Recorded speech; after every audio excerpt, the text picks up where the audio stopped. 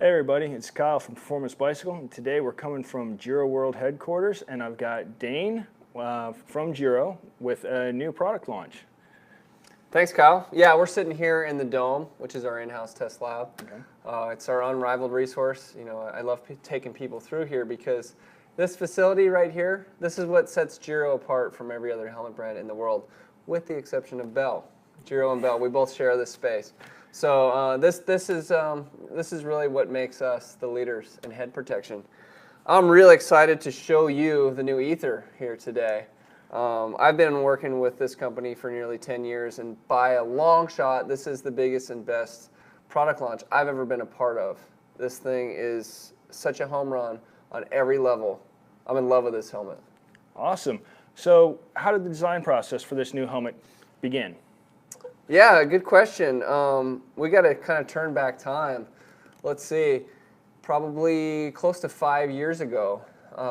At that time, this test lab was a part of a company called Easton Bell Sports. Still serving Giro, still serving Bell, but also serving a company called Rydell. Rydell is football helmets. So they were looking at team sports, so football, hockey, baseball, lacrosse. And if you think back a few years ago, that's when we really had some revelations about head injuries in team sports, specifically on the football side. So there was a group here, the people that work in this test lab, and we had a group called the Advanced Concepts Group. They were learning about traumatic brain injury, and they were watching closely with NFL. And that really influenced their way of thinking about head protection in general. And so around the same time that we were getting a lot of headlines about football, we were really learning a lot from things like the sideline response system, which was a series of accelerometers that were put into the football helmet, so you could have a coach literally on the sidelines with an iPad, and he could track the hits. So he could see if there's a really hard hit, he could pull player. So we were watching what was going on there, and we were involved because of Rydell. And around the same time, we had a conversation with one of our ski racers named Darren Rawls. And he was telling us about how he had headaches. Every afternoon after a big session of training, he'd go home with a headache, and he'd say, well, that's just part of the deal. It's how it's always been. It's not a big deal. I just take some Advil. But there was kind of that light bulb moment with some of our folks in the Advanced Concepts Group where they thought, has anyone really looked at the impact energy associated with clipping those gates? If you've ever watched ski racing, they hit those gates. Yeah, routinely. they hit. You can hear them hitting the helmets pretty hard, even when you're sitting at home watching TV. That's got to be doing something. Right. That was kind of that light bulb moment. So we took what we knew from that. We mimicked that gate impact. We built a test fixture called the Whacker, and we tested every ski racing helmet we could get our hands on. And ski racing helmets are a lot like bike helmets. They're lightweight, polycarbonate shell, EPS foam liner. They're really built to withstand one hit. And you know from riding bikes, if you have a big crash, it's time to replace your helmet. Yeah. What we learned was those ski racers, their helmets were actually compromised just from hitting the gates. So they've already done their job before the racer ever crashes. Okay. And you think about the speeds that those guys are crashing onto really hard-packed ice. It was very enlightening, and we felt a moral obligation to do something about it. Okay. So we took what we learned from that test rig that we called the Whacker, what we learned from the sideline response system, and it led us down a path to design what we called the Avance, which is a ski race helmet. And it had a technology, it had a few things going for it that really focused on minimizing that energy in the gate impacts as well as the high-speed crash. One of the things that it had was a system called MIPS Spherical. Okay. Awesome. So tell us a little bit more about MIPS Spherical, because we know this is not the first helmet to have MIPS Spherical. So we want to know why a road helmet and what is so special about MIPS Spherical? Yeah, I'm glad you asked. So Avance was the first ever version of a helmet with MIPS Spherical, and it really addressed that specific scenario with the ski racer. And it was relatively, I shouldn't say easy, but it was much easier than if we would have gone straight into a road helmet with this advanced system. Now, the deal with MIPS Spherical is it eliminates the plastic slip plane normally associated with MIPS. Okay. So if you look inside this helmet, you can see there's no slip plane liner. Right. So Avance was a game changer, and it got a lot of attention. It got into popular mechanics and Wired magazine and something like that. But it was so niche. It's just for ski racers. Right. So, and it was $600. So for the average person, it really didn't matter. So they didn't really pay too much attention. Additionally, it was sort of buried in the helmet. So the first version of MIPS Spherical, that was 2 years ago. Okay. And it kind of flew under the radar. The next version was the Bell Super DH. And again, it's kind of buried in the helmet. Right. There's a lot of things happening on the Bell Super DH. So MIPS Spherical was sort of overlooked. It's not until Aether that we're able to put MIPS Spherical into a lightweight, slim, beautifully sleek shape. And the best thing about it is that it's really clear and obvious how the system works. I mean, you can see it right in your hands. You can see how it shifts.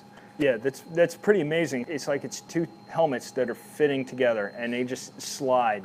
This is an even better way to show how it works. It's really it's basically two helmets in one attached by an elastomeric system. It works the same way as traditional MIPS, where it redirects energy in that critical moment of impact, which is, it's literally 2 milliseconds.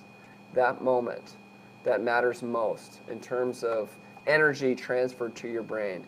That helmet has to perform in that 2 milliseconds. And what happens in that 2 milliseconds is that it shifts up to 15 millimeters to redirect energy. And it really performs in an angled impact, which pretty much any crash you have on a bicycle, there's going to be something of an angled impact. It's never quite linear. So it's worth noting, I forgot to mention, MIPS Spherical was designed hand in hand with MIPS, but designed right here in this test lab by that advanced concepts group that worked for Giro and Bell. That's amazing. And I know there's so much knowledge that this has got to take helmets way further than anything we've seen before. Absolutely. Yeah. Cool. So not just from the safety, this is a great looking helmet. I mean, you know, Giro's, I love riding Giro. They always look great. How does this fit in the design evolution from helmet, from what you guys have done in the past? Yeah, that's a great question. So, you know, some of our latest and greatest helmets, Synth. Synth is an outstanding helmet, and we're really proud of what we did with that. It really kind of changed the look across the peloton, from Tour de France level rider to the Saturday rider.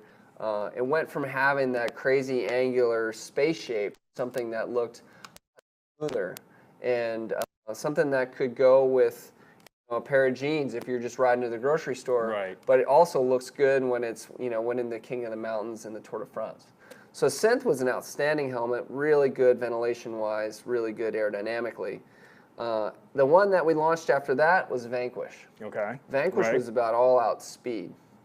You know, let's take it to the limit. We spent so much time in the wind tunnel really getting Vanquish to perform aerodynamically.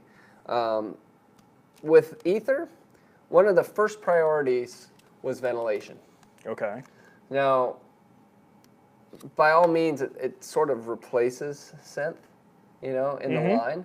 So we knew that it had to be more ventilated than Synth. Right. It couldn't be heavier than Synth.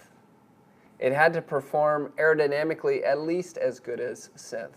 So we had some pretty heavy goals on this helmet. And I'm proud to say we nailed it on every one of those goals. But first and foremost, number one, aside from MIPS Spherical, I mean, that's a game goal. You could look at these vents and you could see how wide open they are. Yeah, again, seeing the things in this test lab, seeing how wide open those vents are, and knowing that this helmet is still not only cool and, you know, has a lot of ventilation, it's still safe. That's an amazing thing to me. When you look at these wide open vents, there's a test fixture behind us, a drop test, and it drops onto a rounded surface. And that metal rounded surface cannot ever hit the head form. So that would represent like a crash if you go over the bars directly onto the edge of a curb or something. You cannot have that object hit your head. To keep this passing that standard, we added this bridge, what we call Aura. So it's here, goes across. It's beautiful because it's semi-translucent. Right. It's aerodynamic, and it totally lets air flow through, almost like it's not there. It doesn't impede any airflow, but it allows us to have these wide open vents. Awesome. Now, I keep hearing it's aerodynamic, it's cool, it's, you know, it has a lot of ventilation, and you were just talking about how this is the next evolution from Synth. Synth was an Aero Road Helmet. It was nice and cool. But you also have Vanquish, which you just released, which is also Aero Road, which has actually got a lot of ventilation. Yeah, it does. You know, compared to, say, Arrowhead and some of your previous time trial helmets. Right. So are these all starting to mesh closer and closer together? Are we still going to see 3 distinct styles of helmet? Or we where's are that getting going? closer all the time. Right. That's true. This is not going to be as fast as Vanquish. If you're counting grams of drag, Okay. Vanquish is unbeatable. If you're a triathlete and you're racing the clock, Vanquish is probably still your helmet. But if you're not looking at all-out aerodynamics and you want something that's an all-arounder, this would be it. Sure, this is aerodynamic, but when you're really looking at saving energy, Okay. Vanquish is still going to be the choice. But if it's a hot day and you're climbing mountains, this is your helmet. So it's funny, I had this conversation recently with somebody, and they were like, well, why didn't you take MIPS Spherical and put it into an Aero Road Helmet? Is Aero still important? Well, yeah, Aero's still important, but it's not everything. And really, just a couple of years ago, people got really fired up about energy saved with aerodynamics. Right. And that's when we started to see a lot of riders embrace like 90 mil deep rims. Okay. Right? They're yeah, going yeah, like, that's I'm like all standard. in on yeah. aerodynamics. And all those riders were blown all over the road when they rode those rims Yeah. in a crosswind. And so I think that the pendulum has started to swing back a little bit. And people, you can be a serious rider, and I think everyone acknowledges the benefits of aerodynamics. But there's a compromise. When you go all out aero, there's going to be a compromise. Right. In the case of a helmet, ventilation's compromised. In the case of wheels, you're going to compromise stability. Yeah, your handling's definitely compromised with those Right. deep wheels. For us to still have those options. And at the Tour de France this year, you're going to see our team riders selecting from Arrowhead Ultimate, from Vanquish, and from Aether. You know, Greg Van Avermaet, I know for a fact he's fired up on Aether. He can't wait to race in this thing. But I'd be surprised if he chose Aether for every stage. Right. Because especially a guy like that, who's going to be in contention in some of those sprints, he's going to be going for some breakaways, and he is very aerodynamically minded. Okay. Despite the fact that he's really fired up on Aether, he's going to be reaching for that Vanquish on at least a handful of stages of the Tour. So it's still having the right tool for the right time to do the right job. Absolutely. Awesome. Yeah. So where do you see helmet technology going from here? Because this is a huge step forward. Can you see the next thing on the horizon? Yeah, that's we've been working like crazy on this helmet in my hands for 3 years. Okay. The concept goes back further than that with MIPS Spherical. It was such a challenge to get this helmet to production so that people can enjoy it. Honestly, I don't see another big breakthrough happening in head protection Okay. for 3 to 5 years. I think that this is a game changer. This is so far ahead of every other helmet out there that we're not going to see any big breakthroughs anytime soon. Awesome. Well, we're excited to see it. It is fantastic. Hey everybody, this I gotta tell you, you've got to get your hands on this. You've got to just go to your local store, check it out online, read about it. It is so cool, this new MIPS Spherical technology, and just this helmet in general. This helmet in general, there's so much happening in addition to MIPS Spherical. Of course, that's the biggest thing, but I mean, Aether, there's the wide open vents that I mentioned, and this bridge across. It has a new rock lock system. Okay. That's more adjustable than any rock lock system we've had in the past. So you've always had the ability to adjust tension since Giro invented the rock lock. Right. We were the first with a tensioning system for your helmet. So that's always been the case. But with this, you have vertical adjustments where you can adjust where on your head you want that rock lock. But in addition to that, the new rock lock system on this helmet, which is called Rock Lock 5 Plus, you can adjust where these contact points hit your head. So if you have a ponytail, you can open these guys up, pull this down, and you have a lot more room to pull your hair through. Or if you have a lumpy head or a sore spot back there, you can adjust that contact point. So that's really cool. Tons of internal channeling to just get that air to flow through. Because we don't have the MIPS slip plane liner, the cooling power on this is incredible. You just feel that airflow right over the top of your head. So that's more than we've ever had in a helmet. That's awesome. There's so many things. Like if you look at this edge, we went out of our way for this thing to pass the mirror test, right? When you put the helmet on, you look at yourself in the mirror. We really wanted the sides of this helmet to just fall away. If you look at how sleek that is. And so that required really pulling this where you can see these two layers meet. This red surface, we just made it as slim as possible where it meets the black. But it still had to be protective. And what we found was our traditional EPS foam beads couldn't fit into that space. Okay. So we had to spec a whole new type of foam that we call nano bead EPS. Just to fill in that detail, just to get all the way in there. So that's something that we had never done before.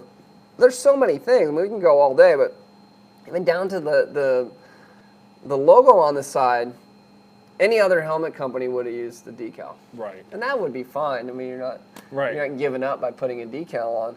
But our designers got it in their heads that they wanted to just let's make this thing extra premium and beautiful and give it some depth. So what they did was they have this 3D logo, which is a single piece. What we did was we laser cut the polycarbonate shell, and we pop in this logo from behind. And then mold the thing into place.